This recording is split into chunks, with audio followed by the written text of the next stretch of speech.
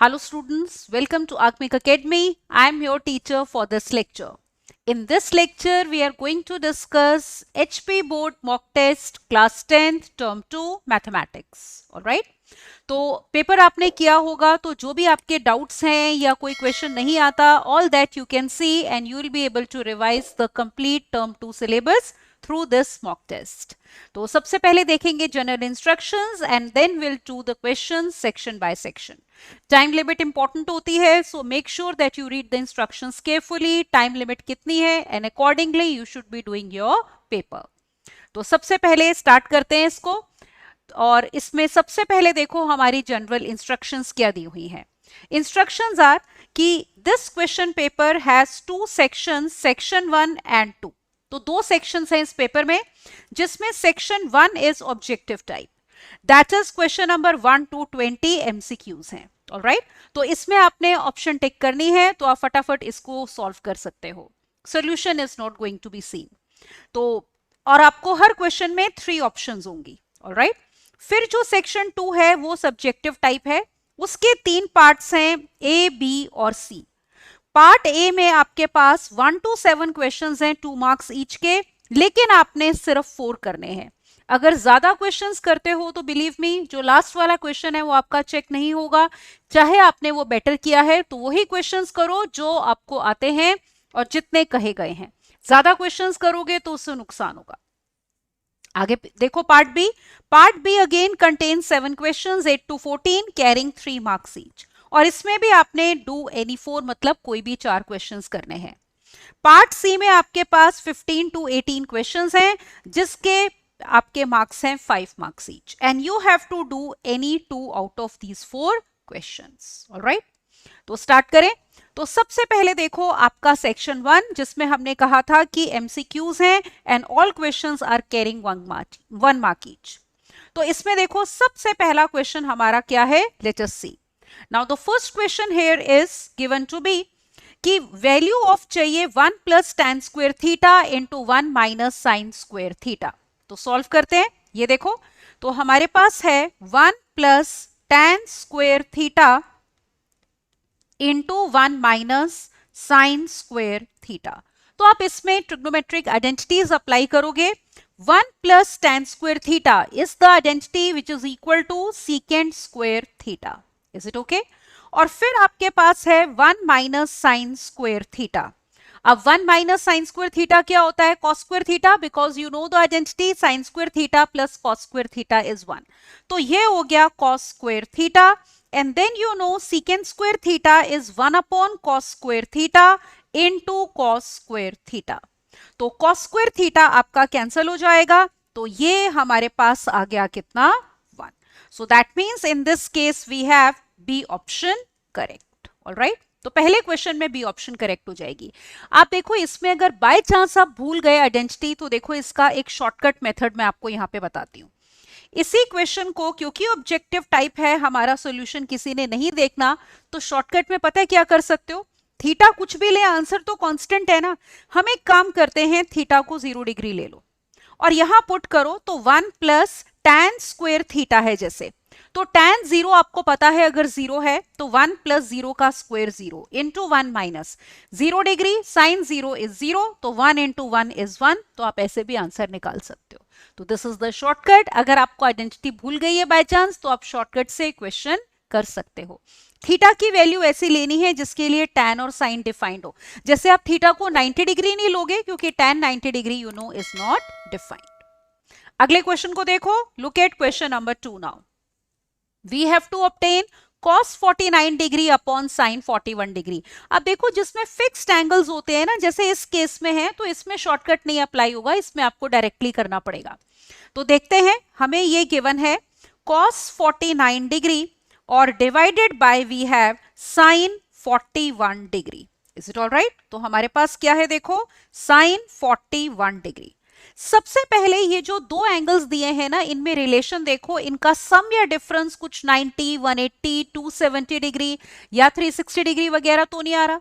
अब देखो यहाँ पे 49 डिग्री प्लस 41 डिग्री अगर आप लोगे, द सम इज 90 डिग्री. इसका मतलब ये कैसे एंगल्स हैं, कॉम्प्लीमेंट्री एंगल्स हैं. तो आप 49 डिग्री को लिख सकते हो 90 डिग्री माइनस 41 डिग्री। तो जैसे न्यूमिरेटर में cos 49 डिग्री है तो वो देखो किसके इक्वल हो गया, cos of 90 minus 41 degree.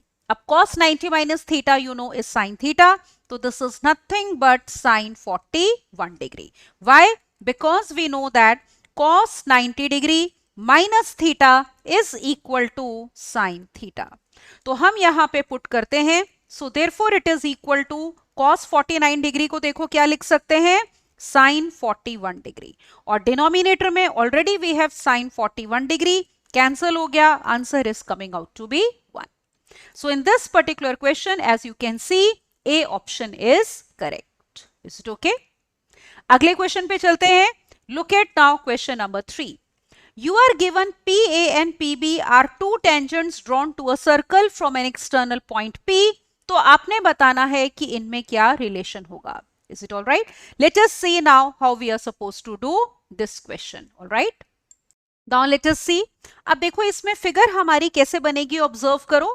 We will have figure of this type. Is it all right? ये देखो कि अगर हमने लिया यहाँ पे कि एक्सटर्नल पॉइंट P से हमने दो टेंजेंट्स ड्रॉ करी हैं सर्कल को PA एंड PB, तो वही आपको गिवन है, दीज आर टू टेंजेंट्स। तो what is the result? Standard result है जो आप सर्कल्स में करते हो।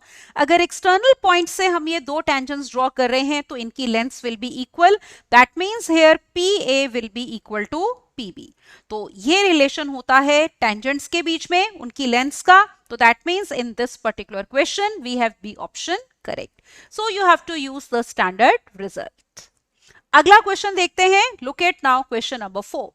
Fourth question here is if areas of two circles, दो सर्कल्स के areas are in the ratio 4:9, then ratio of their circumference आपने बताना है। इसमें देखो हम एज्यूम करते हैं, मान लो जो फर्स्ट सर्कल है उसका आप रेडियस ले लो R1, is it all right, और सपोज उसका एरिया है A1। तो ये हमने लिखा है radius and this will be the area. And suppose in the second circle, all right, second circle की अगर हम बात करें, suppose radius is R2, area is A2, और फिर हमें क्या रेशो चाहिए, देखो सरकमफ्रेंस की। तो मान लेते हैं इनके जो सरकमफ्रेंस है, पहले का सरकमफ्रेंस है C1 और दूसरे का C2। आपको किसकी रेशो दी है, देखो एरियाज की। Areas are in the ratio 4:9, तो A1 upon A2 is given to be 4:9। अब देखो अगर पहले सर्कल का रेडियस R1 है तो area will be pi R1 square, और सेकेंड सर्कल का रेडियस इज R2, तो उसका area A2 will be given by pi R2 square. This is equal to 4/9। Now you can see here pi cancel हो गया, R1 square upon R2 square 4/9 है, तो यहां पे आप ले लो स्क्वायर रूट। स्क्वायर रूट लेते हैं तो we are getting R1 upon R2 will be in the ratio 2:3। Alright, positive ratio ही लेंगे स्क्वायर रूट पे क्योंकि रेडियाई पॉजिटिव होते हैं। अब देखो हमें रेशो चाहिए सरकमफ्रेंस की इनके। Now let me take ratio C1 upon C2 which we have to obtain. पहले सर्कल का रेडियस R1 है तो circumference will be 2 pi R1, दूसरे सर्कल का जो रेडियस है दैट इज R2, तो सरकमफ्रेंस हो जाएगा 2 पाई R2। अब आप देख सकते हो इनमें आप ऑब्जर्व करो 2 पाई कैंसिल हो गया, तो इसका मतलब this is equal to now R1 upon R2 which is equal to 2/3। तो रिक्वायर्ड रेशो हमारी कितनी आ गई सरकमफ्रेंस की, 2:3। तो कौन सी ऑप्शन करेक्ट है, देखो यहाँ पे as you can see in question number 4 we have A option correct, right. अगले क्वेश्चन पे चलते हैं। Look at question number 5। Question number 5 में आपको गिवन है दो क्यूब्स हैं of side 5 centimeter, they are joint end to end. तो वॉल्यूम ऑफ रिजल्टिंग क्यूब आपने बताना है। अब आपको पता है क्यूब में सारी लेंथ, ब्रेड्थ, हाइट तीनों डायमेंशन सेम होती हैं, तो दो क्यूब्स अगर हमने एंड टू एंड ज्वाइन किए हैं तो लेंथ आपकी डबल हो जाएगी, ब्रेड्थ और हाइट वही रहेगी। तो अगर आप इसमें फिगर देखोगे तो फिगर आपकी कुछ ऐसे बनेगी, देखो Isn't it? इस टाइप की फिगर आएगी। ये दो क्यूब्स हैं जिसमें हमने अगर लेंथ A बोली है तो क्वेश्चन में हमें A कितना दिया हुआ है, 5 सेंटीमीटर्स। तो अगर आप दो cubes end to end join करते हो इस टाइप का क्यूबॉइड बनेगा, और ये जो लेंथ हो जाएगी A + A 2A हो जाएगी, तो इस क्यूबॉइड की लेंथ हो गई 5 plus 5 that is 10 centimeters. Then breadth वही a रहेगी which is equal to 5 centimeters और जो height है वो भी a रहेगी that is equal to 5 centimeters. अब आपने इस cuboid का बताना है volume. तो let us write the volume of cuboid. So volume of cuboid formula I hope आपको याद है, बहुत simple है, length into breadth into height. So 10 into 5 into 5 which will be equal to 250 centimeter cube. तो ये हमारा answer आ गया. तो वॉल्यूम है 250 centimeter cube. Let us see which option. तो आप क्वेश्चन में देख सकते हो यहां पे C option will be correct, right. Next question, question number 6. You are given mean and mode of a frequency distribution 28 and 16 respectively. तो मीडियन निकालना है. अब देखो आपको पता है इसमें हम क्या फॉर्मूला यूज करते हैं. We know that mode is given by 3 times median और -2 times mean, isn't it? ये फॉर्मूला होता है. अब आपको मोड कितना दिया है 16. तो यहां पे 16 पुट करते हैं. मीडियन हमें फाइंड करना है. सपोज इसको कैपिटल M से डिनोट कर लेते हैं मीडियन को. तो we have 3m -2 times mean. Mean is given to be 28. Is it all right? So now let us simplify. We have 16 is equal to 3m minus कितना 56. तो this gives you 3m is equal to 16 plus 56. That means 3m is equal to 72. तो median m निकाल लेते हैं. This will be equal to 72 by 3 which is equal to 24. Alright? तो median हमारे पास आ गया 24 which is C option. तो question number 6 में हमारी C option करेक्ट है. अगला क्वेश्चन देखो, question number 7. A die is thrown once. अब देखो अगर आप डाई एक बार ही फेंकते हो तो सैंपल स्पेस में आपके पास क्या आएगा 1 2 3 4 5 6. इसका मतलब टोटल पॉसिबल आउटकम्स हमारे कितने हो गए 6 हो गए.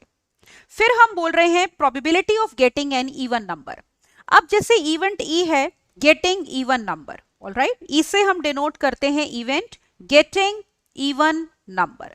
तो ई में देखो क्या क्या एलिमेंट्स आएंगे. इवन नंबर्स हैं हमारे 2 4 एंड 6. तो इसका मतलब नंबर ऑफ एलिमेंट्स ई में कितने हो गए 3 हो गए. तो हमें चाहिए अब probability of E.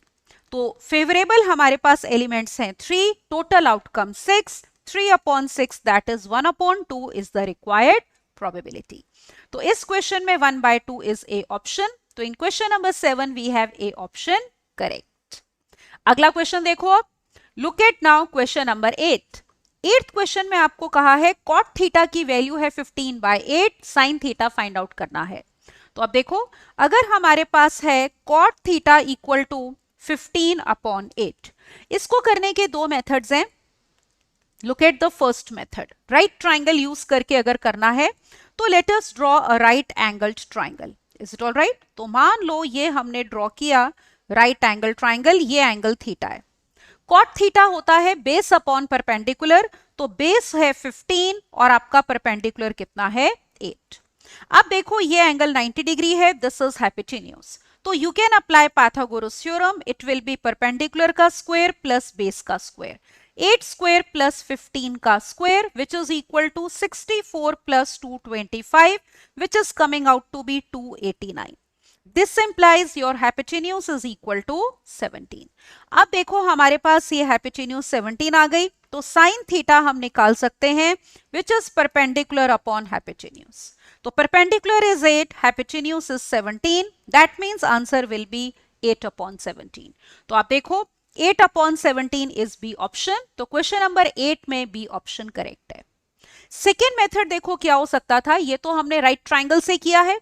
Second method में आप ये कर सकते हो जैसे कॉट थीटा 15/8 है तो आइडेंटिटी यूज करके कर सकते हैं. तो अब देखो सेकेंड मेथड ये होगा. वी नो दैट कि cosecant square theta is equal to 1 plus cot square theta. तो ये हो गया 1 प्लस 15/8 का स्क्वायर. इसको सॉल्व कर लेते हैं. 1 प्लस 225/64. एलसीएम लेके ऐड करोगे 289/64. तो यहां से देखो cosecant theta is coming out to be square root ले लो. तो this will be equal to 17/8. तो साइन थीटा आपको पता है इसका रेसिप्रोकल होगा, तो ये हो गया 8/17। तो any one of the two methods can be applied to solve this question. Alright, या तो आइडेंटिटी यूज करो और you may use the right angled triangle. Now let us see the next one, question number 9। अब ये आपको direct identity बतानी है। Secant square theta minus tan square theta किसके इक्वल होगा, that we want to obtain. Alright, तो ये direct identity है, किसके इक्वल होता है, 1 के। अब देखो, अगर कोई बच्चा भूल जाए कि आइडेंटिटी क्या थी या कंफ्यूजन है 1 था या -1 था, तो इस क्वेश्चन को आप शॉर्टकट से भी कर सकते हो। एंगल ऐसा लेंगे जो जिसके लिए सीकेंट और टैन दोनों डिफाइंड है। सपोज हम थीटा को ले लेते हैं, मान लो 0 डिग्री। सीकेंट 0 भी डिफाइंड है, टैन 0 भी डिफाइंड है, तो we have secant square 0 degree minus tan square 0 degree. Secant 0 क्या होता है, कॉस 0 का रेसिप्रोकल, तो 1 का रेसिप्रोकल 1, तो this is 1 square minus 0 square 1, तो ये हमारा आंसर आ गया। ठीक है, तो अगर आप आइडेंटिटी में कभी कंफ्यूजन हो तो आप थीटा की कोई वैल्यू लेके भी चेक कर सकते हो। अगला क्वेश्चन देखते हैं, question number 10। Area of a circle बताना है जिसका सरकमफ्रेंस आपको दिया है 44 centimetres. Alright, so let us see now. अब देखो फिगर, इसमें सबसे पहले तो फिगर मान लो हमारे पास ये एक सर्कल है जिसका मान लो हम रेडियस ले लेते हैं यहां पे r and this is the centre O। तो सरकमफ्रेंस जो होता है आपका c, उसका फॉर्मूला है 2 पाई r, which is given to be equal to 44 centimeters. So that means 2 into 22 by 7 into r is 44. Alright. तो 44 कैंसिल करो, r is coming out to be 7 centimeters. तो रेडियस हमारे पास ये आ गया। Now we would like to obtain the area. तो you know that circle का area is given by pi r square. Pi is 22 by 7. r square means 7 into 7. एक 7 हमारा कैंसिल हो जाएगा, so this is 154 centimetre square. Alright, तो 154 centimetre square is B option. तो in question number 10 we have B option correct. Alright, अगले question को देखते हैं। Look at question number 11 now. 11th question is curved surface area of a cone with radius of base as 3 centimetre और height 4 centimetre. ये आपने बताना है क्या होगा। अब देखो, अगर हम इसमें फिगर की बात करें तो हमारे पास फिगर कुछ ऐसे आ जाएगी। Suppose this is the cone that we have. Alright, अब इसमें आपको क्या क्या दिया है, एक तो रेडियस ऑफ बेस दिया है, तो ऑब्जर्व करो, ये हमारा रेडियस ऑफ बेस हो गया, this is given to be 3। और फिर आपको height of cone, this is the height of cone which is given to be equal to 4 centimeters. तो ये है हमारा 3 centimeters, this is 4 centimeters. अब देखो slant height हमारी ये आएगी, this is the slant height which we have to obtain the curved surface area. Slant height को अगर हम L से denote कर रहे हैं तो we know that L square will be equal to h square plus r square, क्योंकि ये एक right angle triangle है, this angle is 90 degree. So this is equal to 4 square plus 3 square, that is 16 plus 9 25, which means L is equal to 5 centimeters. all right, अब देखो curved surface area का मतलब lateral surface area, तो ये जो dark blue वाला part है ये हमने निकालना है। ये लाइट ब्लू सर्कल का एरिया नहीं लेना, इसको भी इंक्लूड कर लेंगे तो वो टोटल सरफेस एरिया हो जाएगा। Since we have to obtain curved surface area, तो ये डार्क ब्लू वाला पार्ट लेंगे, तो curved surface area is given by pi into r into l. तो यहां पे वैल्यूज पुट करते हैं, this is equal to 22 by 7 multiplied by radius which is 3 और L कितना 5। Is it all right? कई बार आंसर इसमें पाई में भी दिया होता है, तो अगर तो आप पाई की टर्म्स में देखो आंसर दे रहे हो, ये देखो ऑप्शन में पाई की टर्म्स में भी ही दिया हुआ है, तो इसमें हम एक काम करते हैं, पाई की वैल्यू पुट नहीं करते। Is it all right? As you can see the options are in terms of pi only. So this is equal to pi into r is 3, L is 5. That means it is equal to 15 pi, units will be centimeter square. Right? तो पहले slant height निकालनी पड़ेगी, फिर हम curved surface area का formula apply करेंगे। Answer is 15 pi centimeter square. So you can see over here इस question में हमारे पास A option correct है। तो in question number 11 we have A option correct. Right? अगला क्वेश्चन देखो, क्वेश्चन नंबर 12। मीन ऑफ चाहिए आपको फर्स्ट 5 नेचुरल नंबर्स। अब क्या होते हैं first 5 natural numbers, let us see. Let us take first 5 natural numbers. So they are given by 1, 2, 3, 4 and 5. Now we require the mean. तो mean अगर x bar से denote करें तो it is sum of observations upon number of observations, isn't it? This is the formula. तो sum of observations ले लो. This is equal to 1 plus 2 plus 3 plus 4 plus 5 and number of observations are how much? 5. Alright. ये कितना हो गया देखो 15 upon 5, that means mean is coming out to be 3. Is it alright? So mean of first 5 observations is 3. That means B option here is correct. Next question, question number 13th. Now 13th question is given by कि probability बतानी है of drawing out a red card from a bag containing 4 red and 6 white balls. अब देखो आपके पास bag में आपको दिए हैं कितनी 4 red and 6 white balls. तो we need probability of 1 red ball. Alright. अब देखो probability कैसे निकालते हैं, favorable outcomes upon total outcomes, isn't it? That is how we find the probability. अब देखो यहां पे फेवरेबल कितने हो गए, कितनी रेड बॉल्स हैं 4 और टोटल बॉल्स कितनी है हमारे पास 4 plus 6 10, 2 कैंसिल करो, so the probability is 2/5, right? तो in this particular question we have B option correct. I hope it is clear to you. अगला क्वेश्चन देखो, question number 14 and let us see how to do this one. Now 14th question here is if cos A is equal to sin A, तो आपने बताना है angle A क्या होगा। अब देखो ये भी बिल्कुल डायरेक्ट है, किस एंगल पे cos और sin की वैल्यू सेम होती है। Alright, you are given cos A is equal to sin A। अब इस क्वेश्चन को करने के दो मेथड्स हैं, एक तो डायरेक्ट है, आप ऑप्शंस वेरीफाई कर लो। जैसे पहली ऑप्शन है 30 डिग्री, cos 30 डिग्री और sin 30 डिग्री की हम बात करें तो वो सेम नहीं होता। cos 30 degree is √3/2, sin 30 degree 1/2 होता है।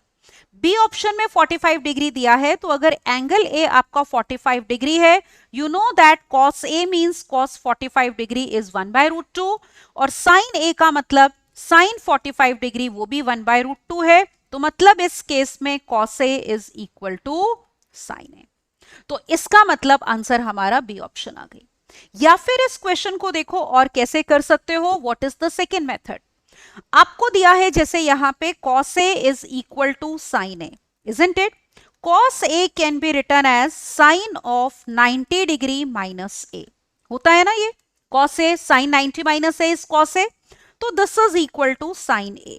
अब देखो अगर ये दोनों इक्वल हैं, ट्रिग्नोमेट्रिक रेशियो सेम है, तो एंगल सेम होगा, तो 90 degree minus A will be equal to A, which implies that we have 90 degree is equal to 2 times A, तो यहां से भी एंगल A निकाल सकते हो 45 डिग्री। ऑलराइट, तो या तो ऑप्शंस वेरीफाई कर लो या डायरेक्टली आपको पता है कि sin 45 cos 45 की वैल्यू इक्वल होती है, या फिर आप यूज कर लो sin 90 minus A is cos A, right. अगला क्वेश्चन देखो, look at the next question now. Question ये दिया है in a right angle triangle ABC, जिसका राइट एंगल कहां पे है, बी पे है। If AB is 5, BC is 12, तो हमें बताना है साइन C क्या होगा। तो सबसे पहले देखो लेते हैं right angle triangle. Alright, suppose हमारे पास ये हो गया एक राइट एंगल ट्राइंगल, आपको कहा है राइट एंगल B पे है, तो यहां B पे हमने ले लिया right angle. We are given AB is 5, तो ये 5 यूनिट्स है। Then we are given BC is 12, तो it is 12 units. Sine C के लिए आपको हाइपोटेन्यूज चाहिए, तो let us apply here Pythagoras theorem, so that we have AC square is equal to AB square plus BC का square. That means it is equal to 5 square plus 12 square, which is equal to 25 plus 144, which is equal to 169. Take the square root, so AC will be equal to 13 units. तो अब हमारे पास यहां पे AC कितना आ गया, 13 units आ गया। तो now we can obtain sin C. We know that sin is perpendicular upon hypotenuse, that means AC upon AB. Alright, तो ये कितना आ गया देखो, this is equal to now how much, sorry A B upon A C, यहां पे perpendicular is A B, hypotenuse is A C, तो A B upon कितना A C which is equal to 5 upon 13, alright, तो ये हमारे पास answer आ जाएगा। तो 5/13 as we can see is A option, तो क्वेश्चन नंबर 15 में आपकी ए ऑप्शन करेक्ट है, right. Next question now, question number 16. 16th question is, a sector is cut out from a circle of radius 12 centimeters. Then angle of sector is 150 degree. We have to find length of the arc of the sector. तो सबसे पहले figure देखते हैं कि हमारे पास figure किस type से आएगी। तो देखो ये हमारी फिगर आएगी, तो इसमें आपको दिया है रेडियस इज 21, तो यहां पे लिखते हैं रेडियस जो है r इज 21 सेंटीमीटर्स। फिर आपको दिया है एंगल ऑफ सेक्टर 150 डिग्री है, तो ऑब्जर्व करो ये वाला जो एंगल है that is given to be 150 degree. तो इस एंगल को अगर हम थीटा से डिनोट कर रहे हैं तो theta is given to be 150 degree. आपको बताना है लेंथ ऑफ आर्क, तो ये जो रेड में लेंथ ऑफ आर्क है let me denoted by l, this is to be obtained, alright. अब देखो ये लेंथ ऑफ आर्क कैसे निकालोगे, आपको पता है कि अगर हम यहाँ पे, वैसे तो डायरेक्ट फॉर्मूला है, किसी को फॉर्मूला याद नहीं है तो ऑब्जर्व करो, अगर एंगल आपका 360 डिग्री होता है तो लेंथ ऑफ आर्क जो है वो क्या हो जाएगी, पूरा circumference, isn't it, that is 2 pi r. तो अगर आपकी एंगल जो है वो 150 डिग्री है तो लेंथ ऑफ आर्क एल आपने बतानी है, वो कितनी हो जाएगी 2 पाई आर इंटू थीटा, ये अगर हम थीटा से डिनोट कर रहे हैं, डिवाइडेड बाय 360 डिग्री। तो चाहो तो ये डायरेक्ट फॉर्मूला अगर आपको पता है वो अप्लाई कर लो, वरना ऐसे आप निकाल सकते हो। अब देखो इसमें वैल्यूज पुट करते हैं, so we have l equal to 2 into pi is 22/7, r is 21, theta is 150 and divided by we have 360. Cancel करो, जो कैंसिल हो रहा है 7 3s, ऑलराइट 21। फिर यहां पे दो जीरोस कैंसिल कर दो, 3 से जाएगा, 3 5s 15 और फिर यहां पे कितना आ गया 12। ये देखो 3 2s 6 है, 6 2s 12, 2 से कैंसिल करो 11, तो 11 into 5 L will be equal to 55 centimetres, alright. तो ये जो सेक्टर की लेंथ ऑफ आर्क है रेड वाली, ये कितनी हो गई 55 सेंटीमीटर्स। तो look here, in question number 16 we have C option correct. तो 16th क्वेश्चन में सी ऑप्शन हमारी करेक्ट हो गई। अगला क्वेश्चन देखो, क्वेश्चन नंबर 17, आपको बताना है ratio of volume of cube two volume of sphere such that edge of cube is equal to diameter of sphere। तो जो क्यूब की एज है वो डायमीटर ऑफ स्फेयर के इक्वल है। तो एक तरह से अगर हम फिगर देखें, या तो आप अलग अलग बना सकते हो या एक ही फिगर में भी दोनों को देखो दिखा सकते हो, इज इट ऑल राइट। ये देखो जैसे क्यूब है उसकी एज अगर ए है तो वही स्फेयर का डायमीटर है। यहाँ पे उन्होंने बोला है कि edge of cube is equal to diameter of sphere, तो edge of cube is A, तो डायमीटर भी कितना हो गया ए, तो आपको रेशियो ऑफ वॉल्यूम चाहिए। अब देखो पहले अगर हम क्यूब की बात करते हैं तो क्यूब की लेंथ अगर ए है एच, तो वॉल्यूम V1 क्यूब का will be given by how much A cube. फिर हम अगर बात करते हैं किसकी, स्फेयर की, उसका डायमीटर अगर ए है तो radius will be equal to a upon 2 units. तो स्फेयर का volume is given by 4/3 pi r cube, that means 4 upon 3 pi और a/2 का क्यूब। अब देखो पाई की टर्म्स में ही आंसर दिया हुआ है, तो we will not put the value of pi, alright. तो यहाँ पे क्यूब है, ये हो गया 4 upon 3 pi a cube upon कितना 8, ये कैंसिल कर दो, 4 2s 8, that means it is coming out to be pi a cube divided by 6। अब हम रेशो निकालते हैं, और ध्यान रखना पहले आपको कहा है क्यूब और फिर आपको कहा है स्फेयर, तो पहले क्यूब का वॉल्यूम फिर स्फेयर का वॉल्यूम, इसी ऑर्डर में रेशो हमें चाहिए। तो let us take now ratio V1 upon V2, volume of cube is to volume of sphere. तो क्यूब का वॉल्यूम है ए क्यूब और divided by we have pi upon 6 a cube. As you can see, a cube will get cancelled. 6 आपका आ जाएगा numerator में, तो it is 6 upon pi. So therefore, ratio is 6 is to pi. All right. This is the ratio of volume of cube is to volume of sphere. So as you can see in this particular question, we have C option correct, right? Next question, question number 18. 18th question में आपको देखो दिया है median of 5 numbers. क्या 5 numbers हैं? x1, x2, x3, x4, x5, m है. और अगर k पॉजिटिव है तो ये जो नए नंबर्स हैं इनका आपने मीडियन बताना है. अब आप नोटिस करो, जैसे ओरिजिनल नंबर्स थे हमारे पास, पहले ऑब्जर्वेशंस ये हैं x1, x2, x3, x4, x5, तो median is given to be m.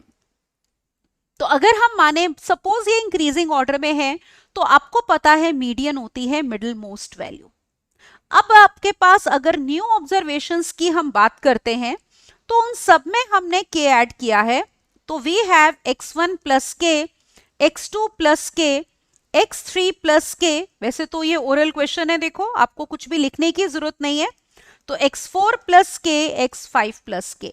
हर एक ऑब्जर्वेशन में अगर हमने कुछ ऐड कर दिया तो मिडिल ऑब्जर्वेशन तो सेम ही रहेगी ना, ये वाली रहेगी. Is it all right? तो अगर हमारा मीडियन m था, मतलब m किसके इक्वल था? x3 के. Is it all right? तो यहां पे this m was equal to x3. तो यहां पे अब मीडियन हमारा हो गया x3 प्लस k. यहां पे मैं मीडियन m डैश कह देती हूं, न्यू मीडियन. तो it will B x3 plus k, that is m plus k. Is it all right? So new median will be this middle value m plus k.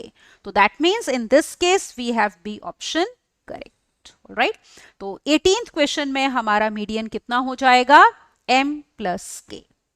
क्योंकि हर एक observation में आपने k add किया है, तो इसका मतलब मिडिल ऑब्जर्वेशन चेंज नहीं होगी. जैसे फॉर एग्जांपल अगर आपके पास 1, 2, 3, 4, 5 है, देखो मीडियन आपका 3 हो गया middle observation, suppose increasing order में है.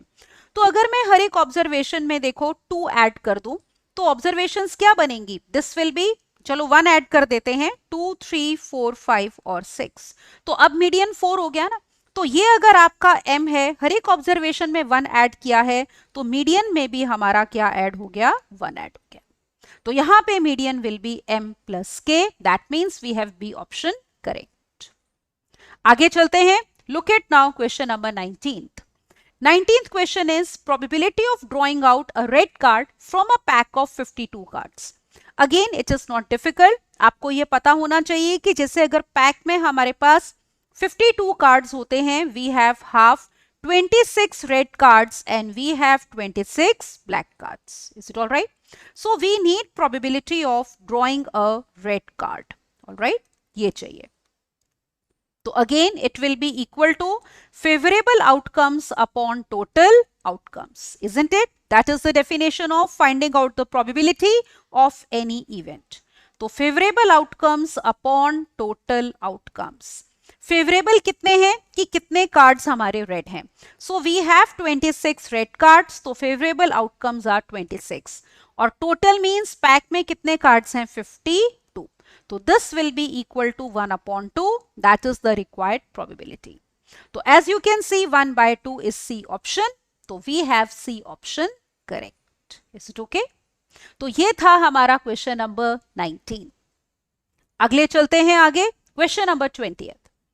आपको बताना है volume of cylinder, alright, of radius r such that height of cylinder is equal to diameter of base. तो देखो, सबसे पहले अगर हम फिगर की बात करें तो फिगर हमारे पास कुछ ऐसी आ जाएगी, इजंट इट? ये मान लो सिलेंडर है, रेडियस ऑफ बेस आर है और हाइट एच है. अब देखो हाइट किसके इक्वल दी है? You are given that height is equal to diameter of base. अब अगर रेडियस आर है तो डायमीटर 2r होगा. तो इसका मतलब अगर हमारे पास radius is given to be r, तो जो हाइट है h, that will be equal to 2 times r, that is diameter. Now we have to obtain the volume in terms of r और pi की terms में. तो let us obtain volume of cylinder. Is it all right? तो cylinder के volume का क्या formula होता है? pi r square h. तो we have pi r square, height is 2 times r, therefore it is 2 pi r cube. All right, this is going to be the volume, cubic units. So 2 pi r cube cubic units, as you can see, that is B option. So we have here B option correct. ठीक है, तो I hope आपको ये वाला question clear हो गया. तो यहाँ पे हमारा कंप्लीट होता है सेक्शन ए, जिसमें एमसीक्यूज थे 1 से लेकर 20 तक. So you have to do these MCQs as quickly as possible. अगर शॉर्टकट लगाना है या कोई क्वेश्चन आपसे ओरली हो रहा है तो लिखना बिल्कुल भी नहीं है, टाइम वेस्ट मत करो. जितना कम से कम टाइम में, जितना कम से कम लिख के ओरली या डायरेक्ट फॉर्मूले से क्वेश्चन कर सकते हो, that you should try to do. अब चलते हैं हम अगले सेक्शन पे, दैट इज सेक्शन 2. सेक्शन 2 आपका सब्जेक्टिव है. सबसे पहले देखते हैं पार्ट ए. अब पार्ट ए में देखो, आपका जो है दैट कंटेन्स 7 क्वेश्चंस. याद है ना, जिसमें से you have to attempt any 4 questions, और हर क्वेश्चन कैरी करता है कितने मार्क्स? 2 मार्क्स. तो let us see the first question of subjective part. पहला क्वेश्चन ये है कि Dhruv buys a fish from a shop for his aquarium. The shopkeeper takes out 1 fish at random from a tank which contains 9 male and 6 female fishes. What is the probability that Dhruv brought a female fish home? अब देखो, इस question में आप observe कर सकते हो, we have 9 male and 6 female fishes. All right? तो हमें प्रोबेबिलिटी इस बात की चाहिए कि फीमेल फिश की. तो यहां पे निकालते हैं probability of a female fish. All right, अब देखो ये क्या फॉर्मूला होता है हमारा? Favourable outcomes upon total outcomes. Is it all right? That is the formula to find the probability of any event. अब यहां पे हमारे पास अगर 9 मेल और 6 फीमेल फिशेस हैं, तो टोटल फिशेस देखो कितनी हो गई? They will be equal to 9 plus 6, that is equal to 15. तो यहां हम पुट करने वाले हैं फेवरेबल फीमेल फिश है, तो फीमेल फिशेस आर 6, तो favourable outcomes are 6 and total fishes are how many? 15. 3 से कैंसिल करो, तो we have probability as 2 upon 5. So this is going to be the answer. Right, तो ये था हमारा क्वेश्चन नंबर 1. अब चलते हैं अगले क्वेश्चन पे. Now look at question number 2. तो नेक्स्ट क्वेश्चन देखो, second question. cot theta is 9/40. तो आपको वैल्यू बतानी है secant theta plus tan theta की. तो सबसे पहले हम ये लेते हैं कि cot theta is equal to 9/40. अब देखो cot होता है क्या? Base upon perpendicular. तो अगर हम एक राइट एंगल ट्राइंगल लेंगे, लुक हियर, तो इस तरह से ले लो. Suppose this is the right angle triangle. All right, जिसमें हमारे पास जो बेस है that is 9 units and we have perpendicular as 40. तो हम पाइथागोरस थ्योरम से हाइपोटेन्यूज निकालते हैं so that we can obtain secant theta and tan theta. तो let us apply Pythagoras theorem. तो यहां पे हम अप्लाई करते हैं Pythagoras theorem. H square will be equal to perpendicular का स्क्वायर प्लस बेस का square. That is 40 square plus 9 square, which is equal to 1600 plus 81, which is 1681. तो square root ले लो, तो hypotenuse is coming out to be 41. All right, तो hypotenuse कितनी आ गई? देखो 41. Now let us calculate secant theta plus tan theta. Observe करो, secant theta plus tan theta. Secant theta क्या होता है? कॉस का रेसिप्रोकल. तो it will be hypotenuse upon base, और टैन थीटा होता है परपेंडिकुलर अपॉन बेस. तो that means it is equal to 41 upon 9 and plus 40 upon 9. तो let us add the two. LCM same है, तो this is equal to now 81 upon 9. तो 9 9s are 81. तो therefore this is coming out to be 9. तो this is the required answer. तो secant theta plus tan theta की value इस question में हमारी कितनी है? 9 है. Next question. Now let us look at question number 3. Draw a line of length 14 centimetres and divide it internally in the ratio 2:5. अब देखो ये क्वेश्चन करना कैसे है, ऑब्जर्व केयरफुली. फॉर एग्जाम्पल, सबसे पहले हम एक लाइन ड्रॉ करते हैं. Let us draw A B of length 14 centimetres. For example, ये हमारे पास लाइन हो गई A B. This is A, this is B, and this is 14 centimeters. फिर आप क्या करोगे, एक कंफर्टेबल एंगल पे let us draw a line, alright, making some acute angle with AB। अब हमने ये करना है, सपोज दिस इज AC, मान लो इसको नाम दे देते हैं AC। अब क्योंकि आपको रेशो 2:5 चाहिए and we have 2 + 5 is equal to 7, तो हम AC पे पॉइंट्स लेंगे एट इक्वल डिस्टेंसेस, कितने पॉइंट्स, 7 पॉइंट्स। तो आप कंपास को A1 पे रखो, सूटेबल रेडियस लेके यहां पे एक आर्क लगाओगे, सपोज ये, मान लो ये पॉइंट आ गया A1, सेम रेडियस पे रख के A1 पे पॉइंट रखो, आर्क लगाओ, दैट इज A2, ठीक है, ताकि डिस्टेंसेस सेम आए। A2 पे रखो कंपास, A3 आर्क, फिर A3 पे रखे A4, similarly A5, A6 and then A7, ये हो जाएगा। तो 2 + 5 7 है, तो हम A7 तक जाएंगे। अगला स्टेप ये होगा कि you are going to join A7B, look here, तो हम यहां पे A7B को ज्वाइन करते हैं। ये अब आपने क्या करना है, क्योंकि रेशो 2:5 चाहिए, तो ये जैसे 2 पार्ट्स हैं, ऑब्जर्व करो, ये 2 पार्ट्स हैं, और यहां से A2 से A7 5 पार्ट्स हो गए, तो हम A2 से एक लाइन ड्रॉ करेंगे पैरेलल टू A7B। वो कैसे ड्रॉ करोगे, यहां पे आप देखो, एक कंपास रखो अपनी, सूटेबल आप रेडियस लेके यहां पे एक आर्क लगाओ, is it okay, same radius रख के कंपास A2 पे हम यहां पे ये आर्क लगाएंगे। फिर उसके बाद आपने ये एंगल मेजर करना है, keep your compass at this point, और ये आर्क आप लगाओ, उतना आपने कंपास खोलना है। फिर कंपास को यहां पे रख के सेम आर्क आपने यहां पे लगानी है। अब आपने क्या करना है, इन 2 पॉइंट्स को ज्वाइन करना है, A2 और इस पॉइंट को जहां पे ये मीट कर रहे थे, ठीक है, ये आर्क जहां पे मीट कर रही थी इस बड़ी वाली आर्क को। ये जो न्यू पॉइंट आया है, let us denoted by point P, is it all right, ये। तो अब आपका बेसिक प्रोपोर्शनैलिटी थ्योरम से AP/PB देखो किस रेशो में होगा, क्योंकि ये वाला छोटे वाला ट्राइंगल और बड़े वाला ट्राइंगल सिमिलर है।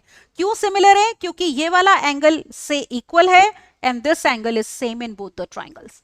सो बेसिक प्रोपोर्शनैलिटी थ्योरम से AP/AB will be equal to A/A2 divided by कितना, A2 A7, और A/A2 देखो कितने यूनिट्स है, 2 यूनिट्स है, और A2 से A7 तक ये देखो 1 2 3 4 5, दिस इज 5 यूनिट्स, तो रेशो आ गई 2:5, तो P is the required point. तो अगर आप फाइनल फिगर देखना चाहते हो प्रॉपरली, तो एक तरह से हमारे पास देखो यहां पे ये आ जाएगी, alright, let me show you. तो इस तरह से हमारे पास ये फिगर आएगी, लुक हियर, तो this will be the proper figure as you can see. अभी मैंने construction because I am not using compass, तो प्रॉपरली अगर आप ड्रॉ करोगे तो इस टाइप से आपका ये पॉइंट P आ जाएगा। ये देखो, ये A/A2 और A2 A7 की रेशो विल बी AP/PB, सो ये रेशो है 2:5, तो दिस रेशो विल बी 2:5, तो ये हमने AB को डिवाइड कर दिया at point P so that the ratio is 2:5। तो I hope this question is clear to you, alright, तो ये करना है हमें कंस्ट्रक्शन। अब हम आगे चलते हैं, look at the next question, question number 4। Fourth question is that 17 cards, alright, 17 cards हैं, numbered 1 to 17, they are put in a box and mix thoroughly. तो एक तरह से अगर आप इसमें सैंपल स्पेस देखोगे तो उसमें हमारे पास नंबर्स हैं 1 2 3 से लेकर कहां तक, 17 तक। तो number of elements in sample space are equal to how much, 17, is it okay. आपको कहा है 1 card is drawn at random, find the probability that the number on card is a prime number. अब जैसे अगर हम event E लेते हैं कि card drawn has prime number, ठीक है, तो card drawn is prime number, तो आप नोटिस करो कि हमारे पास कितने प्राइम नंबर्स हैं 1 से लेकर 17 में। याद है ना, 1 इज नॉट अ प्राइम, तो 2 हो जाएगा, 3 हो जाएगा, then you have 5, then you have 7, then 11, फिर 13, फिर उसके बाद कौन सा आएगा, सीधा 17, इज इट ऑल राइट। तो ये प्राइम नंबर्स हो गए। तो नंबर ऑफ एलिमेंट्स इस सेट में कितने हैं, 1 2 3 4 5 6 एंड 7। तो now we want probability of E। तो probability of E again, it will be equal to favorable outcomes divided by total outcomes. All right, that will be the formula for probability. तो denominator में हमारे पास आएंगे total outcomes. Look here, तो favourable outcomes हमारे कितने हैं 7 and total are 17. So this is the required probability. तो probability of drawing out a prime number is 7/17. This is the answer. Alright, let's see the next one now. अब देखो question number 5. आपको कहा है a point is 26 meters away. A point P is 26 centimeters away from center O of a circle and length PT of the tangent drawn from P to the circle is 10 centimeters. तो PT tangent की length कितनी है 10 centimeters. Question is to find the radius of the circle. अब देखो सबसे पहले इसमें हमें फिगर की जरूरत है, तो यहां पे देखते हैं कि फिगर कैसे बनेगी. Is it all right? तो figure would be like this. अब जैसे ये सर्कल है तो हमने ये सेंटर O ले लिया, बाहर कोई पॉइंट P है, वहां से टेंजेंट ड्रॉ करी है. Point P is 26 centimetres away from centre. इसका मतलब यहाँ पे ये जो डिस्टेंस है PO that is equal to 26 centimetres. तो ये वाला जो डिस्टेंस है PO ये हो गया हमारा 26. फिर आपको कहा है लेंथ PT. ये देखो ये टेंजेंट ड्रॉ करी है, तो इस टेंजेंट की length PT that is given to be 10 centimeters. तो PT जो है that is 10 centimeters, ये था 26 centimeters. We have to find the radius of the circle. तो जैसे ये OT जो है ये हमारा हो जाएगा radius which we have to obtain. You know that radius is perpendicular to the tangent at the point of contact. तो हम ये वाला triangle लेते हैं, triangle OPT, and let us apply in this Pythagoras theorem. तो इस triangle में apply करोगे पाइथागोरस थ्योरम. हाइपोटेन्यूज होगी राइट एंगल की अपोजिट वाली साइड OP. तो OP square will be equal to PT square plus OT square. OP is 26, तो 26 का square will be equal to 10 square plus OT का square. तो that means we get here OT square is equal to, ये देखो कितना आ गया 26 का square 676 minus 10 square which is 100 which is equal to 576. तो ये किसका स्क्वायर होता है 24 का, तो OT is equal to 24. तो यही रेडियस था. This implies radius is equal to 24 centimeters. तो सर्कल का रेडियस हमारा ये आ गया. That is the answer. All right. So basically you have to apply Pythagoras theorem in this triangle OPT. Right? अगला क्वेश्चन देखते हैं, क्वेश्चन नंबर 6. आपको कहा है कि AB is a chord of length 5√3 centimetre of a circle with centre O and radius 5 centimetres. इस बार आपको रेडियस दिया है. You have to find the area of sector OAB. अब देखो कैसे निकालेंगे. सबसे पहले हम देखते हैं कि फिगर कैसे बनेगी. तो ऑब्जर्व करो, जैसे ये हमारी फिगर है. अब इसमें हमें दिया है कि AB इज कॉर्ड. तो ये जो AB कॉर्ड है, देखो AB की लेंथ हमें दी है 5√3 सेंटीमीटर्स और रेडियस इज 5. तो जैसे ये हमारा सेंटर O हो गया, तो OA is given to be 5 centimetres. अब देखो आपको क्या बताना है, एरिया ऑफ सेक्टर OAB. अब सेक्टर का एरिया बताने के लिए रेडियस के साथ साथ, मान लो ये R हो गया, रेडियस को हम R से डिनोट करते हैं, तो R तो हमारे पास है 5 centimetres. We require angle theta. तो ये वाला जो एंगल है थीटा, इसको निकालना है. अब देखो ये एंगल हम कैसे निकालेंगे. हमें दिया है यहाँ पे कॉर्ड जो है उसकी लेंथ है 5√3. एक काम करते हैं, यहाँ पे let us draw perpendicular from O on AB. ये हमने परपेंडिकुलर ड्रॉप कर दिया. Is it all right? This angle is 90 degree. मान लो ये पॉइंट है M.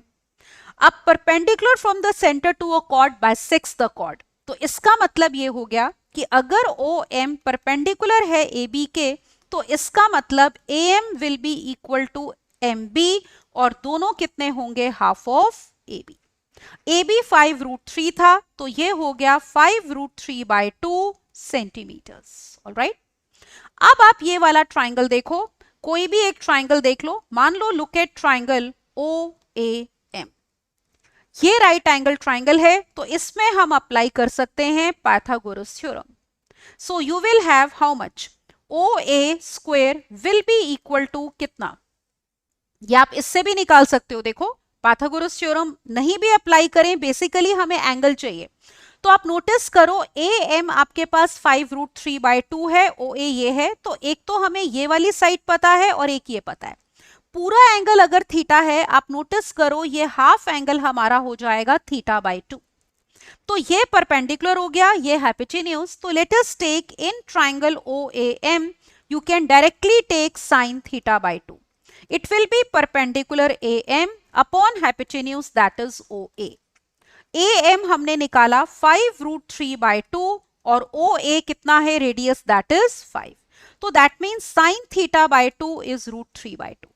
अब कब साइन वैल्यू लेता है, देखो √3/2 60 डिग्री पे, तो इसका मतलब आपका θ/2 is 60 degree, which means you have θ equal to 120 degree.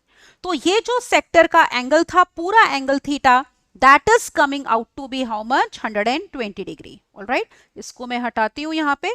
तो ये जो पूरा एंगल था हमारा, ये कितना आ गया, ये वाला complete angle theta, this is angle theta, sector का angle, that is coming out to be 120 degree. अब हम एरिया निकाल लेते हैं. Now let us obtain area of sector. Alright, तो एरिया ऑफ सेक्टर क्या फॉर्मूला होता है, this is equal to πr square theta divided by 360 degree. क्योंकि कंप्लीट सर्कल का एरिया होता है πr स्क्वायर और एंगल जो सेंटर पे सबटेंड होता है दैट इज 360 डिग्री. तो अब यहां पे वैल्यूज पुट करो. We have pi, that is, आप इसकी वैल्यू भी पुट कर सकते हो 22/7, और you can give the answer in terms of pi also. तो R is given to be, radius कितना था देखो हमारा OA 5, तो इट इज 5 का स्क्वायर, थीटा इज 120 और डिवाइडेड बाय यहां पे कितना 360. तो अब देखो यहां पे कैंसिल करते हैं, ये आ गया हमारे पास 3. तो that means area is equal to 25/3 pi और यूनिट्स हो जाएंगे centimetre square. This is going to be the answer. Right, ये सेक्टर का एरिया हो गया. तो बस आपने क्या करना था, यहां पे देखो जैसे आपको ये कॉर्ड दी थी ना 5√3, तो परपेंडिकुलर ड्रॉप करो. तो perpendicular from the centre to a chord, यहां पे क्या करता है, ये परपेंडिकुलर इस कॉर्ड को बाइसेक्ट करेगा. तो टोटल वाज 5√3, तो half will be how much, 5√3/2. तो हम OM न भी निकालें तो उससे भी हो जाएगा. sin θ/2 लो, परपेंडिकुलर अपॉन हाइपोटेन्यूज, तो उससे θ/2 इज 60, थीटा 120. फिर सेक्टर के एरिया का फॉर्मूला अप्लाई करके we can obtain the area. Correct. अगले क्वेश्चन पे चलते हैं. देखो now look at next question, question number 7. We have to evaluate this. देखो क्या एक्सप्रेशन दिया है हमें, we are given 3 cos square 60 degree plus 2 cot square 30 degree and -5 sin square 45 degree. Its value is to be obtain. तो बस आपने ये जो ट्रिग्नोमेट्रिक रेशोज हैं इनकी वैल्यूज पुट करनी है, इजंट इट. तो करते हैं पुट वैल्यूज. यहां पे देखो cos 60 देखो कितना होता है 1/2, तो 3 इंटू 1/2 का square, plus we have 2 times cot 30. cot 30 कितना होता है √3, उसका स्क्वायर, -5 टाइम्स sin 45 इज 1/√2, फिर उसका square. Let's simplify. This is equal to 3/4 plus 3 2s are 6 minus 5/2. Let us take LCM as 4. So we are getting 3 plus 6 4s are 24 minus 5 2s are 10. So this is equal to 27 minus 10, that is 17/4. तो ये हमारा answer आएगा. All right? तो इसकी value आपने बतानी थी. It is coming out to be 17/4. तो ये आपके पास 7 क्वेश्चंस थे सेक्शन बी के पार्ट ए में, जिसमें आपने कोई भी 4 क्वेश्चंस करने थे. हमने सारे किए हैं ताकि किसी को किसी क्वेश्चन में भी डाउट है तो आपका क्लियर हो जाए. Now in section 2 part B, as you can see, you have to attempt any 4 questions out of 7 and each question carries 3 marks each. तो पार्ट ए में हर क्वेश्चन आपका 2 मार्क्स का था, इसमें 3 मार्क्स का है, and again you have to do any 4. तो यहां पे देखो क्वेश्चन नंबर 8 जो है हमें ये गिवन है, a road which is 7 meters wide surrounds a circular park whose circumference is 352 meters. तो आपको बताना है एरिया ऑफ रोड। अब देखो सबसे पहले इसमें हम फिगर कैसे बनाएंगे, तो लुक हियर, फिगर कुछ इस तरीके की आपकी होगी, जैसे ये आपके पास पार्क है ग्रीन वाला और उसके सराउंडिंग ये हमारी रोड है ऑरेंज वाली। ऑलराइट, तो रोड इज 7 meters वाइड, तो ये विड्थ जो है that is 7 meters as you can see. फिर आपको कहा है सरकमफ्रेंस जो है सर्कुलर पार्क का वो है 352। अब देखो पार्क के सरकमफ्रेंस का मतलब है इनर सर्कल का सरकमफ्रेंस। तो हम एक काम करते हैं, जो इनर सर्कल का रेडियस है let us take it to be small R. तो small R is radius of inner circle.